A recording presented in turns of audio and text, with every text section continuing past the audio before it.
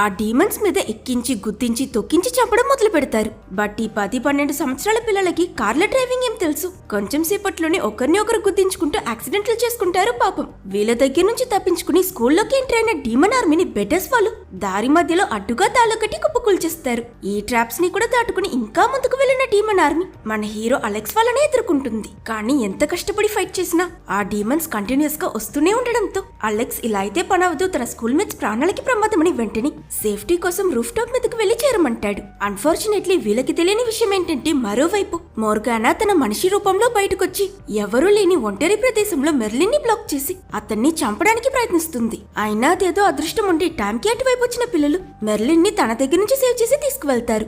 దీంతో ఇరిటేట్ అయిన మోర్గానా వెంటనే తన మాన్స్టర్ ఫామ్ లోకి చేంజ్ అయి జంబో సైజ్ కి మారి ఆకాశంలో ఎగురుతూ పిల్లలపై నిప్పు కక్కుతూ అందరినీ కాల్ చేయడానికి ప్రయత్నిస్తుంది. అప్పుడు అలెక్స్ చేతిలో ఎక్స్కాలిబర్ పట్టుకుని నీకిదే కథ కావాలి